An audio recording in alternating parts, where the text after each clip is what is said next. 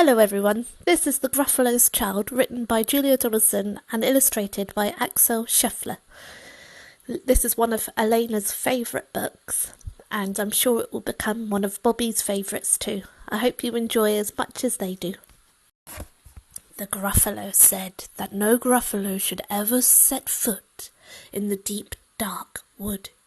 "Why not? Why not?" "Because if you do, the big bad mouse will be after you."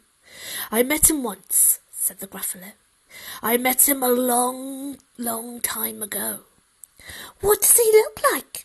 Tell us, Dad. Is he terribly big and terribly bad?" "I can't quite remember," the Gruffalo said. Then he thought for a minute, and he scratched his head. "The big bad mouse is terribly strong, and his scaly tail is terribly long. His eyes are like pools of terrible fire, and his terrible whiskers are tougher than wire."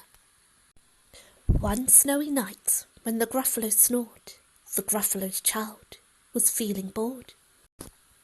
The Gruffalo's child was feeling brave, so she tiptoed out of the Gruffalo cave. The snow fell fast and the wind blew wild. Into the wood went the Gruffalo's child. "Aha! Oh-ho! A trail in the snow.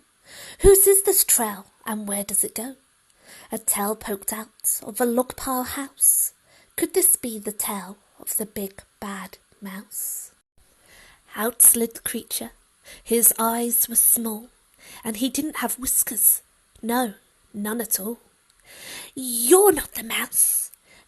"Not I," said the snake. "He's down by the lake, eating Gruffalo cake."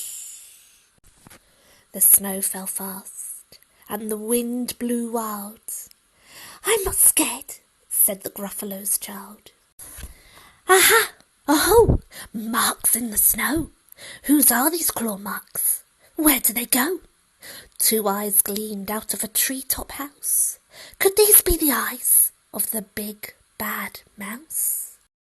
Down flew the creature. His tail was short, and he didn't have whiskers of any sort. "You're not the mouse." "Yoo-hoo, not I, but he's somewhere nearby, eating Gruffalo pie." The snow fell fast, and the wind blew wild. "I'm not scared," said the Gruffalo's child.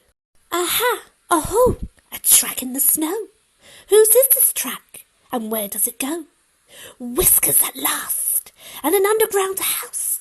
Could this be the home of the big bad mouse?"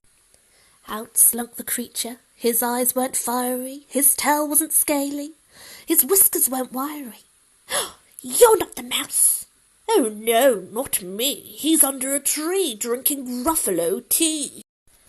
"It's all a trick," said the Gruffalo's child, as she sat on a stump where the snow lay piled. "I don't believe in the big bad mouse." But here comes the little one, out of his house. Not big, not bad, but a mouse at least. You'll taste good as a midnight feast. "Wait," said the mouse. "Before you eat, there's a friend of mine that you ought to meet. If you'll let me hop on a hazel twig, I'll beckon my friend, so bad and big." The Gruffalo's child unclenched her fist.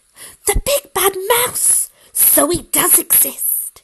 The mouse hopped into the hazel tree. He beckoned and said, "Just wait and see." Out came the moon. It was bright and round. A terrible shadow fell onto the ground. "Who is this creature, so big and strong? His tail and his whiskers are terribly long.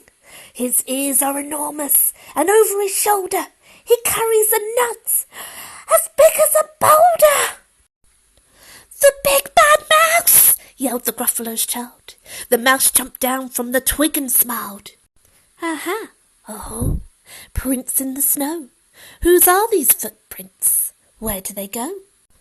The footprints led to the Gruffalo cave, where the Gruffalo's child was a little less brave. The Gruffalo's child was a little less bored. And the Gruffalo snored and snored and snored.